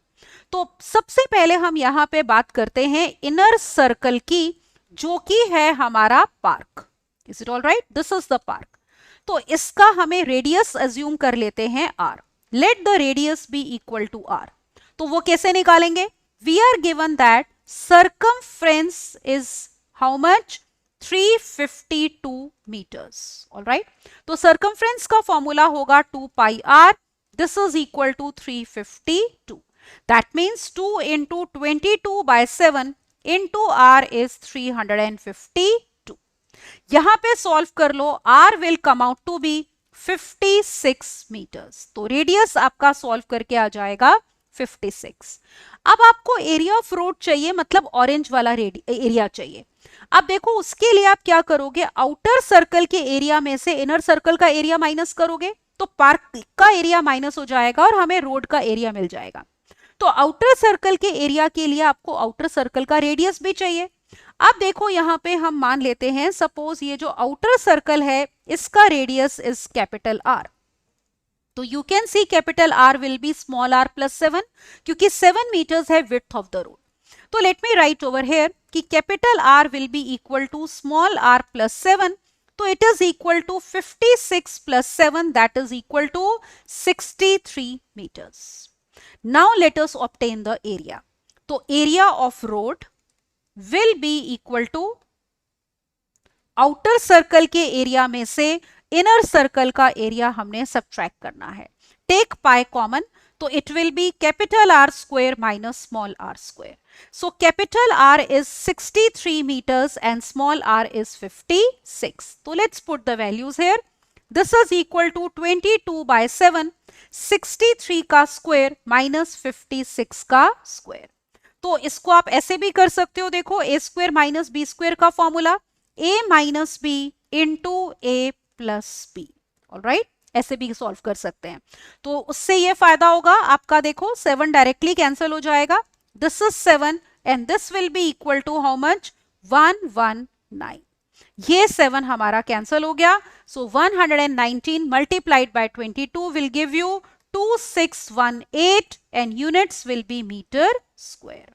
तो ये हमारा आंसर आ गया। ऑलराइट, तो रोड का area will be 2618 metre square, that is the answer. तो पहले आपने इनर सर्कल का रेडियस निकालना है स्मॉल आर, जो कि हमने उसके सर्कमफ्रेंस से निकाला 56 meters।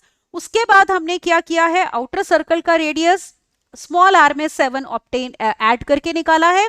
और फिर रोड का area will be area of outer circle minus area of inner circle. So I hope the question is clear to you. Now look at the next one, question number 9.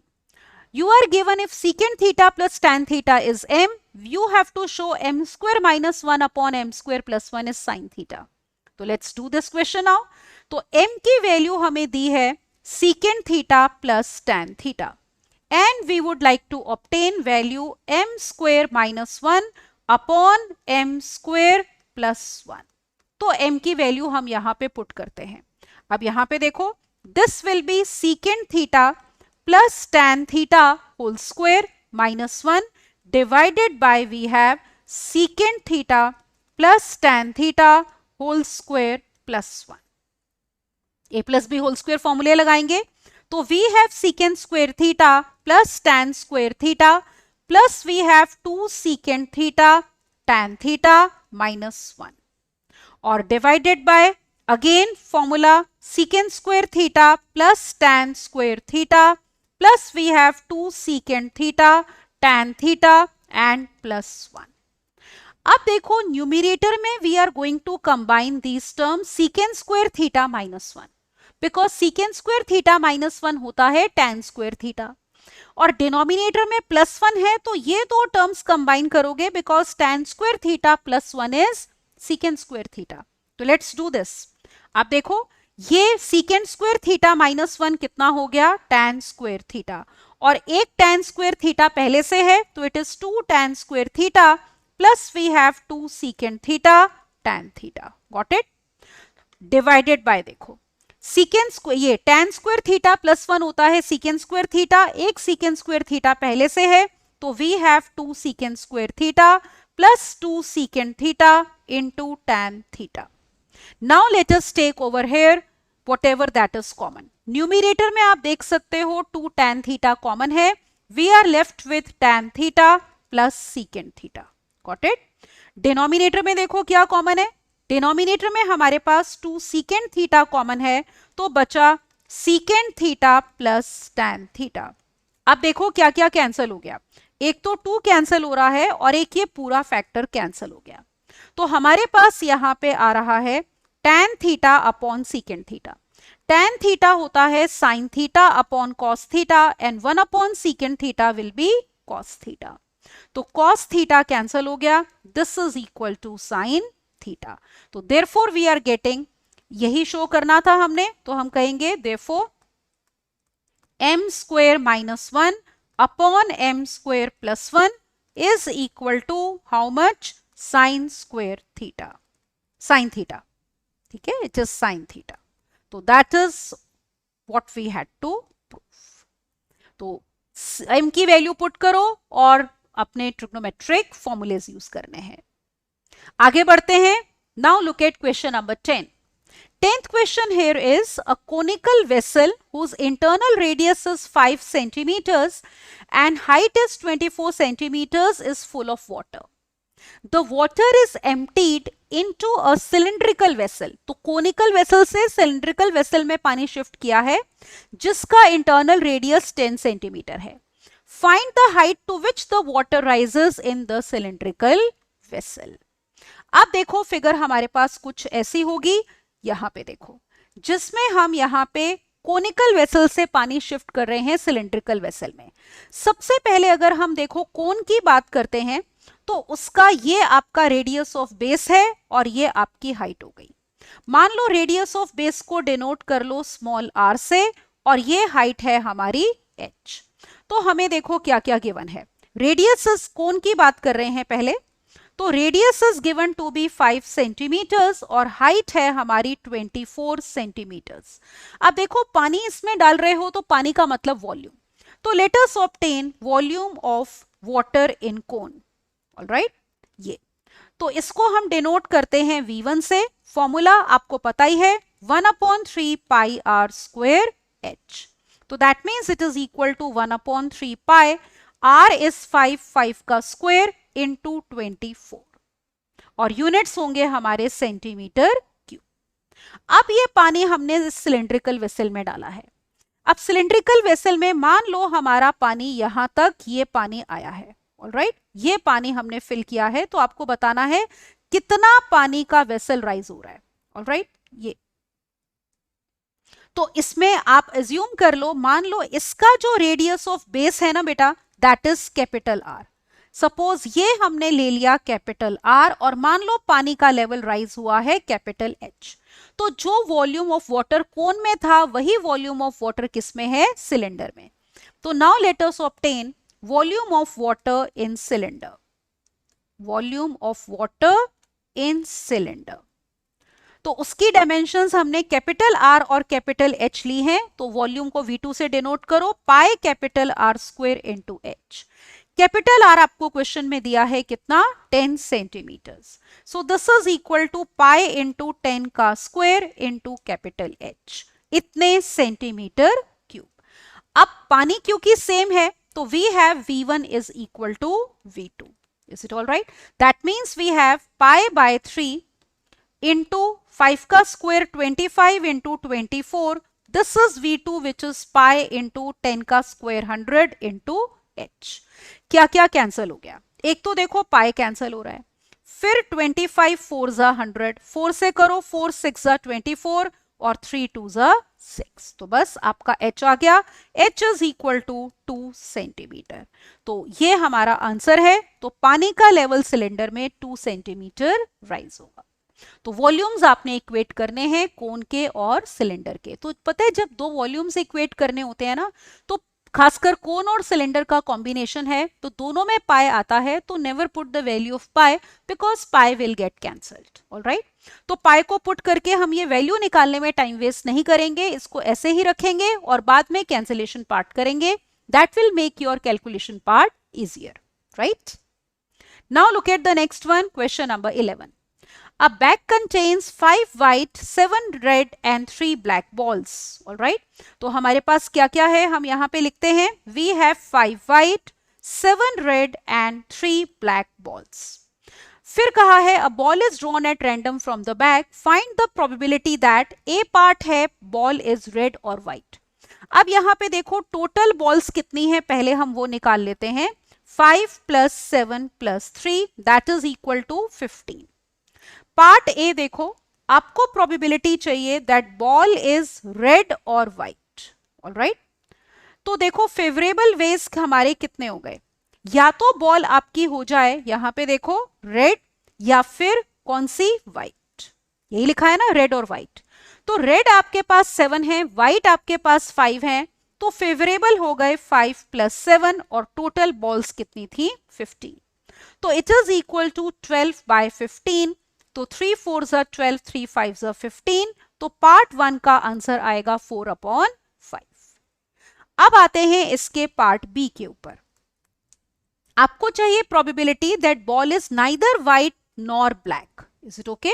तो part B करते हैं इस question का। Probability ball is neither white nor black, ना तो white है और ना ही क्या है ब्लैक है। तो इसका मतलब आपने देखो व्हाइट नहीं लेनी और ब्लैक नहीं लेनी, तो आप कौन सी बॉल ले सकते हो, रेड बॉल ले सकते हो ना। तो this is equal to probability that ball is red.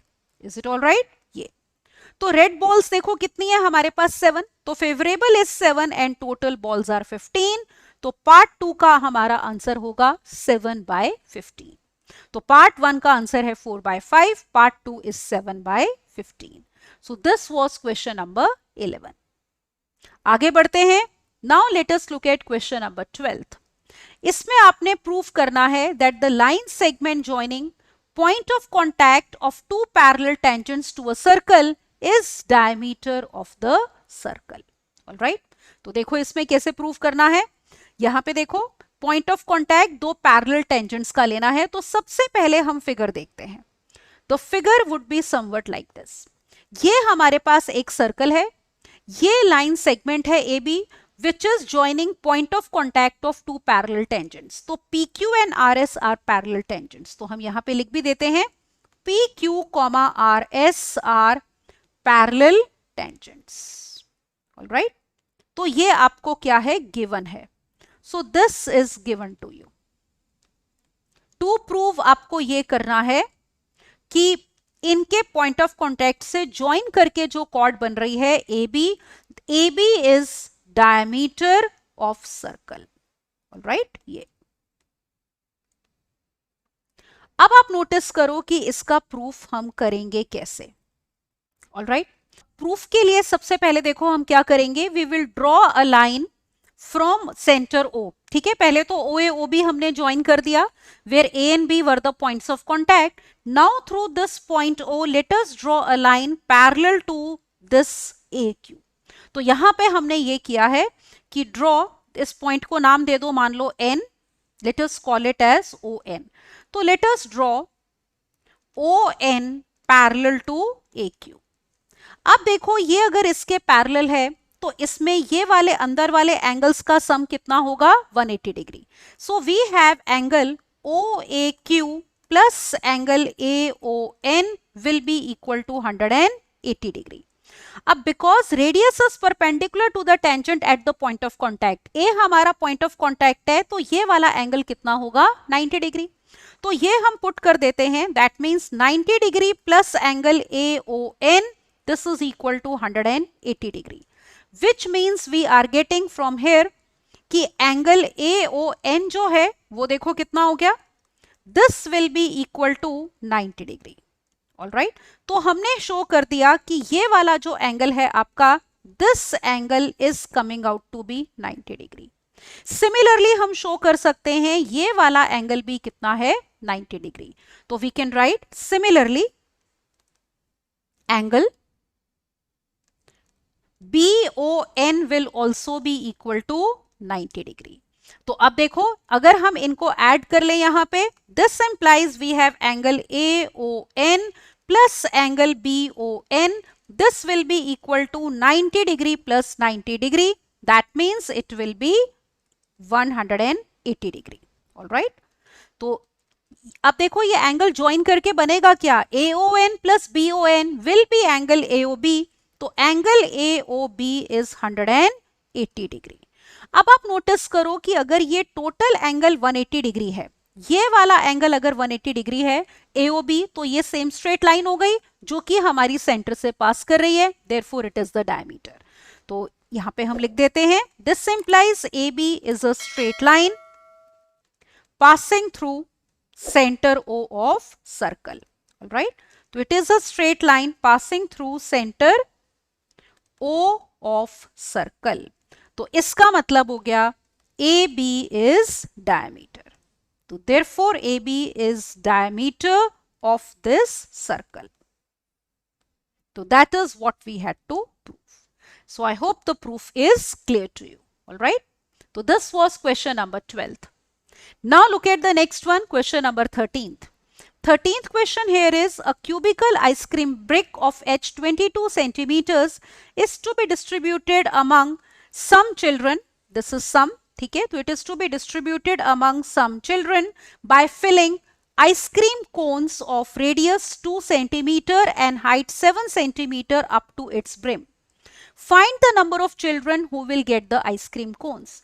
तो आपके पास क्यूबिकल बॉक्स में आइसक्रीम है जिसको हमने कोन्स में डिस्ट्रीब्यूट किया है। अब देखो फिगर कुछ ऐसी होगी यहाँ पे, as you can see over here. तो ये हमने क्यूबिकल बॉक्स से आइसक्रीम कोन में डाले हैं, आइसक्रीम को कोन में। क्यूबिकल बॉक्स की एज अगर हम एज्यूम कर लें A, तो this A is given to be 22 centimetres.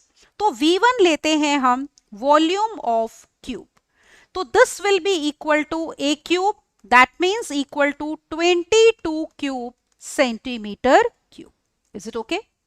अब देखो इसको हमने V1 से डिनोट किया, V2 से डिनोट करेंगे volume of one ice cream cone. इसको हमने ऊपर तक भरा है, तो आप नोटिस करो कि यहाँ पे ये अगर हम ले रहे हैं height of cone, this will be the radius of base. तो लुक हियर, ये R हो गया हमारा and this height of cone is H।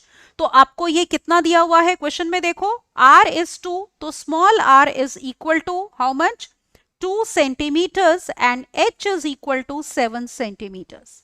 तो let us take volume of one cone as V1। तो यहां पे लिखते हैं volume of one cone,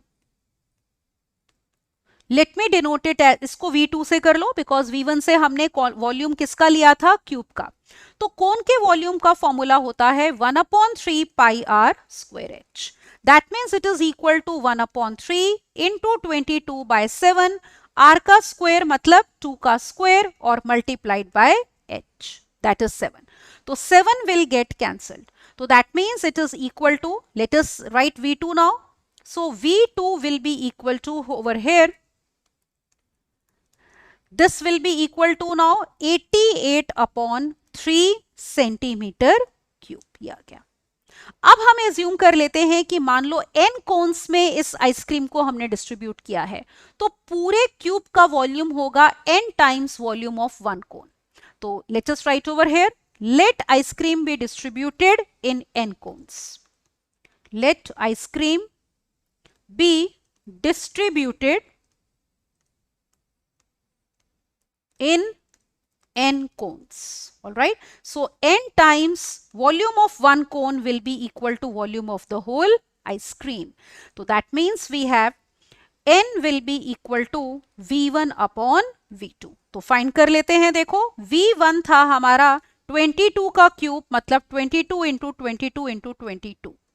v2 देखो कितना है 88 अपॉन 3. तो 88 upon 3 will come in the numerator. तो यहां पे देखो कैंसिल करो, ये हो गया 22 4 से करोगे तो ये 11 और ये 11. तो that means n will be equal to 121 multiplied by 3. So that is equal to 363. तो जितने कोन्स हैं एक तरह से उतने ही स्टूडेंट्स में या चिल्ड्रन में हमने आइसक्रीम डिस्ट्रीब्यूट करी है. So therefore ice cream is distributed among 363 children.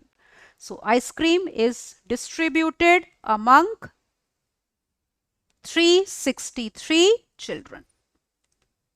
That completes the question. All right? तो ये हो गया. तो इसमें हमें यही बताना था कि वॉल्यूम पहले आप किसका लोगे. देखो एक ब्रिक का लोगे जो कि क्यूब की फॉर्म में है, और मान लो n कोन्स में है तो इसका वॉल्यूम अगर हमने v1 लिया है, एक कोन का वॉल्यूम v2 है, तो v1 will be equal to n times v2. Correct. Look at the next one now. Question number 14. 14th question है draw a pair of tangents to a circle of radius 6 centimetres which are inclined to each other at an angle of 60 degree. तो इसमें देखो सबसे पहले आप एक circle लोगे. देखो हमारे पास थिंकिंग प्रोसेस हमारा क्या रहेगा. जैसे आप नोटिस करो, अगर हम एक सर्कल लेते हैं और एक आउटसाइड पॉइंट है हमारे पास P, जिससे आपने सपोज ये दो टेंजेंट्स ड्रॉ करी हैं. पहले रफ में हम इस चीज को देखते हैं. Suppose these are the two tangents, say PA and PB. All right. अब आप नोटिस करो, अगर C सेंटर ऑफ सर्कल है या O ले लो कुछ भी, तो radius is perpendicular to the tangent at the point of contact. तो ये वाले एंगल्स हमारे कितने हो जाएंगे, 90 डिग्री हो जाएंगे. और टेंजेंट्स के बीच में एंगल आपने 60 डिग्री लेना है. तो देखो ये जो हमारा OAPB है, this is becoming a quadrilateral, जिसमें चारों एंगल्स का सम कितना होता है 360 डिग्री. तो 360 डिग्री में से आप इन तीनों का सम माइनस करोगे तो आपका ये वाला एंगल कितना आ रहा है 120 डिग्री. तो अगर टेंजेंट्स के बीच में एंगल 60 है तो रेडियाई के बीच में एंगल कितना होगा 120 degree. This we are going to use to draw this pair of tangents. अब देखो मैं आपको फिगर से समझा रही हूं कि कैसे हम ये tangents draw करेंगे. Is it all right? Look here. Now let me explain it to you through a figure. देखो क्या क्या स्टेप्स होंगे. सबसे पहले आपने सर्कल लिया जिसका आपको कहा है रेडियस कितना लेना है 6 सेंटीमीटर्स. तो पहले हमने सर्कल लिया जिसका रेडियस था 6 सेंटीमीटर्स. ये आपने सर्कल ड्रॉ कर लिया. Alright, this is the circle. फिर आप क्या करो, एक रेडियस ले लो कोई भी OA, सेंटर लो O और उसको किसी भी पॉइंट से ज्वाइन कर दो. तो ये हमारा हो जाएगा 6 सेंटीमीटर्स. अब हमने दूसरा रेडियस बनाना है at an angle of 120 degree. तो आपको पता है कि 120 डिग्री का एंगल कैसे बनाते हैं. यहां पे कंपास रख के आर्क लगाओ, फिर जहां पे ये OA को कट कर रहा है, फिर आप क्या करोगे, यहां पे कंपास रख के उतना ही रेडियस रखते हुए एक आर्क लगाओगे, फिर वहां से दूसरी, तो ये 120 डिग्री का एंगल बन गया. ये OB ज्वाइन करो तो आपको दूसरा रेडियस मिल गया अगेन ऑफ 6 सेंटीमीटर्स और उनके बीच में एंगल 120 डिग्री. उसके बाद क्योंकि टेंजेंट परपेंडिकुलर होती है रेडियस के, तो यहाँ पे हम 90 डिग्री का एंगल बनाएंगे. उसके लिए आप क्या करोगे, यहाँ पे कंपास रख के एक आर्क लगाओ, फिर उसके बाद सेम रख के रेडियस यहाँ पे कंपास रखो एक आर्क, यहाँ पे कंपास रखो एक आर्क. ये 60 डिग्री, ये 120 डिग्री, कंपास यहाँ पे रखो एक आर्क, यहाँ पे रखो एक आर्क, इनको ज्वाइन करो तो ये आपका 90 डिग्री का एंगल बन गया. Similarly make an angle of 90 degree at B. दोनों जहां पे मीट करते हैं वो पॉइंट हो गया P. तो ये वो एक्सटर्नल पॉइंट है जहां से टेंजेंट्स आपस में जो एंगल बना रही हैं वो कितना है 60 डिग्री. तो that is how you are going to do the construction. और जस्टिफिकेशन हमने पहले दे दी कि हमने ये यूज किया कि ये वाला एंगल है 120 डिग्री. ऑलराइट, अगले क्वेश्चन पे चलते हैं. Look at now. उसके लिए सेक्शन 2 के पार्ट C पे आते हैं. आखिरी पार्ट जो है उसमें आपके पास 4 क्वेश्चंस दिए हैं और आपको कोई भी 2 अटेम्प्ट करने हैं. Each question carries 5 marks. Now look at the question. Question number 15 है कि a sector of 56 degree cut out from a circle has area 17.6 centimetre square. तो एरिया हमें ये दिया है, आपको निकालना है find the radius of circle and area of complete circle. दोनों चीजें निकालनी है, रेडियस भी और एरिया ऑफ कंप्लीट सर्कल. अब इसमें देखो फिगर कैसे बनेगी. Look here, suppose this is the figure that we have. आपको सेक्टर कहा है 56 डिग्री का, इसका मतलब ये जो सेक्टर का एंगल है theta, this is equal to 56 degree. Area आपको 17.6 सेंटीमीटर स्क्वायर दिया है सेक्टर का. तो एज्यूम कर लेते हैं, मान लो रेडियस आर है. तो what is the formula for area of sector. Formula will be equal to pi R square theta upon कितना 360 डिग्री. तो area is 17.6, this will be equal to pi 22/7. R square हमें चाहिए, this is 56 upon 360.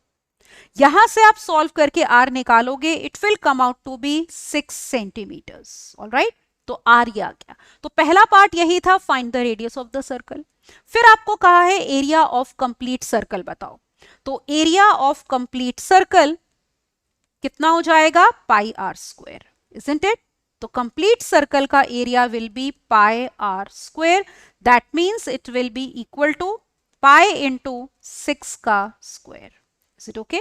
तो या तो आप पाई की terms में ही आंसर दे दो 36 पाई सेंटीमीटर स्क्वायर, या फिर पाई की वैल्यू पुट कर सकते हो 36 into 22/7, which on solving will give you approximately 113.14 centimetre square.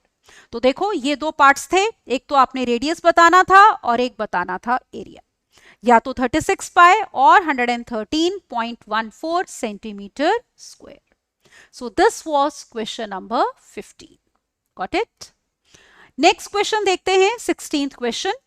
We are given a circus artist is climbing 20-meter long rope which is tightly stretched and tied from the top of a vertical pole. Rope को कहाँ tie किया है, top of vertical pole to the ground. Find the height of the pole if the angle by the rope with the ground level is 30 degree. अब देखो ये trigonometry का heights and distances का question है, तो सबसे पहले इसमें आपकी फिगर बननी चाहिए. तो फिगर कुछ ऐसी बनेगी, जैसे ये हमारा पोल है, ये ग्राउंड है, तो ये रोप हो गई. तो रोप को हमने ये पोल के टॉप से हमने अटैच किया है और आर्टिस्ट यहां पे ऐसे क्लाइंब कर रहा है. ठीक है, ऐसे क्लाइंब कर रहा है. तो आपको बताना है हाइट ऑफ द पोल. तो A B is to be obtained. मान लो हाइट एच से डिनोट करते हैं और आपको कहा है rope is making an angle 30 degree with the ground level. BC is the ground level. तो ये हमारा ग्राउंड लेवल है, यहां पे रोप का एंगल कितना है 30 डिग्री. तो ये रोप 20 मीटर्स है, suppose it is equal to X, this is 20 metres. अब देखो ये राइट एंगल ट्राइंगल हो गया क्योंकि पोल हमारा वर्टिकल है. तो that means this angle will be how much 90 degree. अब आप देखो हम बात कर रहे हैं परपेंडिकुलर की और हाइपोटेन्यूज की. तो कौन सी रेशो दोनों में रिलेशन देती है, साइन 30 डिग्री. तो इस एंगल में साइन लो, it will be perpendicular upon hypotenuse. That means h upon x. Sine 30 is 1/2. h upon x is how much 20. तो h will be equal to 20 upon 2, that is equal to 10 metres. तो this is going to be the answer. तो question difficult नहीं है, figure आपने properly question को समझ के बनानी है, that is important. Alright, next question देखो, question number 17. 17th question here is a metallic spherical shell of internal and external diameters 4 centimeter and 8 centimeters. तो देखो यहाँ पे रेडियाई कितने हो गए, आप नोटिस करो. पहले अगर हम इंटरनल रेडियस की बात करते हैं तो श्योर होना होता है, ध्यान रखना होता है कि डायमीटर दिया है या रेडियस दिया है. इंटरनल डायमीटर 4 है तो इंटरनल रेडियस उसका हाफ हो जाएगा 2 सेंटीमीटर्स. फिर अगर हम एक्सटर्नल, ये जो शेल है हमारा, उसके एक्सटर्नल रेडियस की बात करते हैं तो एक्सटर्नल डायमीटर 8 है, तो external radius r will be उसका half 4 centimetres. It is melted and recast into a cone जिसका बेस डायमीटर 8 सेंटीमीटर है. अब देखो ये तो बात हो गई हमारी किसकी, स्फेयर की। यहां पे हम ये बात कर रहे हैं स्फेयर की। Now if you are talking about cone, cone में आपको बेस का डायमीटर 8 दिया है, मान लो r डैश, तो रेडियस हो गया 4 सेंटीमीटर। ऑलराइट, आपको बताना है हाइट ऑफ कोन, मान लो वो h है, that is to be obtained. अब देखो इसमें फिगर आपकी कुछ ऐसी होगी, ठीक है। इसमें हमारे पास ये एक्सटर्नल, ये आपका स्फेरिकल शेल था देखो, तो इसको हमने कोन में रिकास्ट किया है, तो volume of shell will be same as volume of cone. Shell के वॉल्यूम का मतलब है ये वाला, देखो जो पार्ट होगा आपका, लुक हियर, ये एक्सटर्नल माइनस इंटरनल, ये आपका शेल है जिसका volume will be same as volume of cone. तो देखो V1 से हम डिनोट करते हैं यहां पे volume of spherical shell. Let us take V1 to be equal to volume of shell, which will be equal to 4 upon 3 pi capital R cube minus small r cube. That means it is equal to 4 upon 3 pi 4 cube or minus कितना 2 cube. तो this is coming out to be 4 pi by 3 into कितना 64 minus 8. That means it is equal to 56 into 4 pi by 3. इतने centimetre cube is V1. Now we take volume of cone. V2 लेते हैं volume of cone. It will be equal to 1 upon 3 pi r dash square into h. So this is equal to pi by 3, r dash is 4, 4 का square into h. इतने centimetre cube. अब क्योंकि देखो shell को ही recast किया है कोन में, so we have V1 is equal to V2.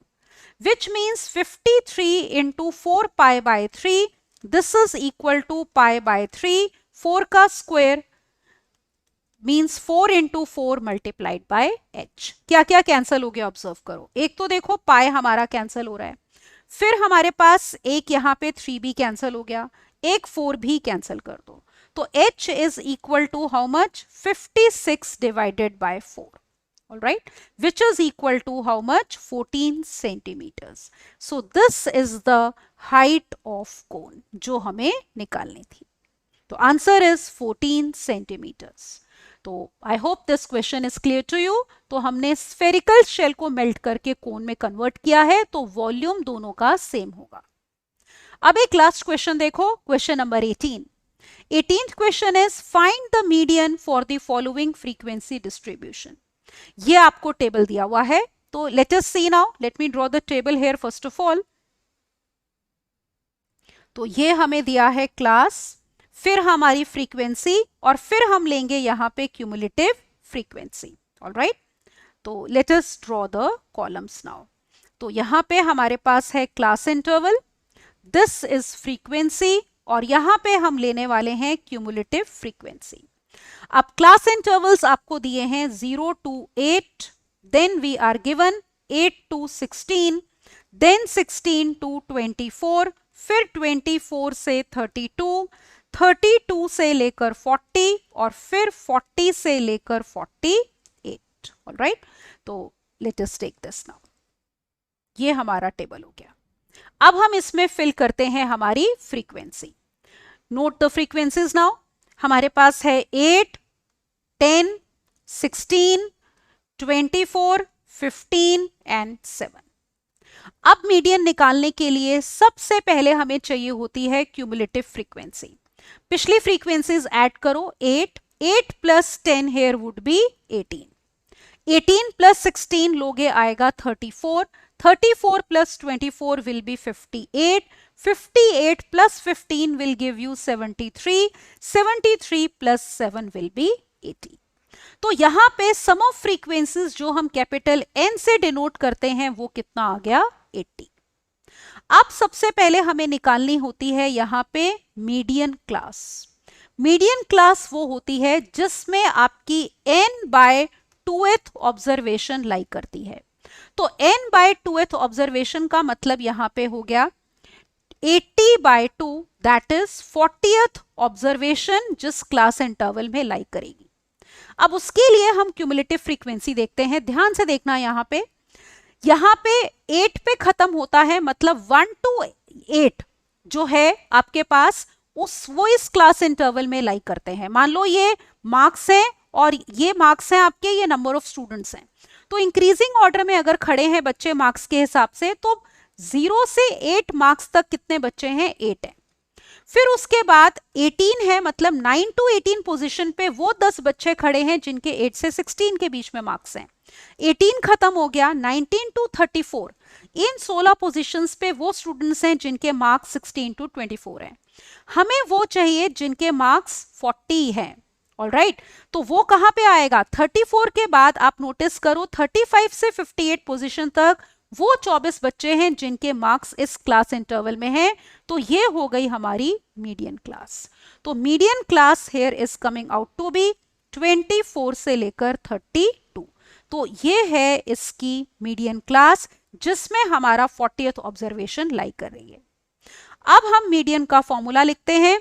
Formula is given by L plus N by 2 minus C upon F multiplied by H. अब देखो L होता है lower limit of median class, तो median class की lower limit आपकी कितनी है? 24। Capital N है sum of frequencies which is 80, जो हमने यहां पे निकाला है।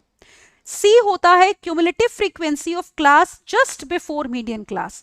पिछली क्लास की क्यूमुलेटिव फ्रीक्वेंसी है 34, तो यहां पे हम बोलेंगे C is equal to 34। H is the size of median class. Upper limit minus lower limit, 32 minus 24 that means 8, तो H की वैल्यू हो गई 8।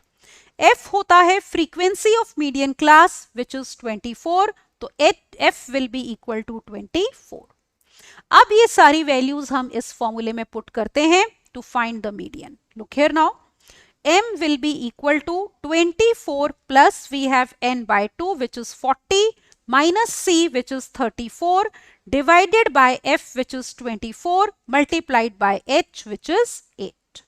So now this is equal to 24 plus kitna?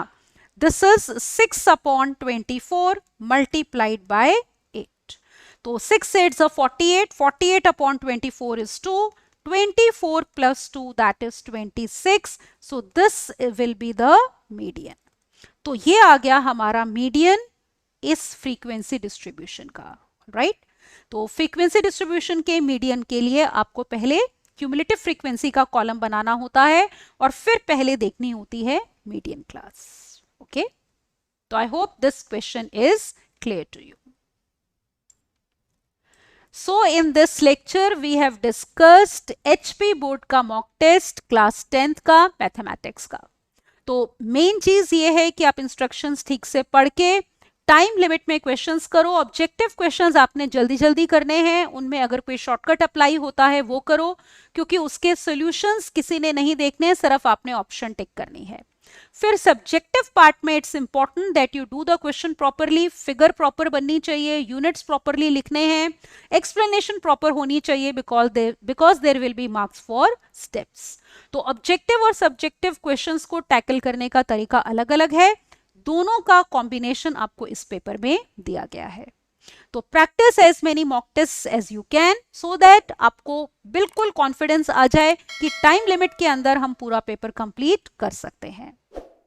तो इस लेक्चर में इतना ही। Rest will continue in the next one, and don't forget to subscribe to the channel to enjoy the benefits of our courses. Thank you and bye bye.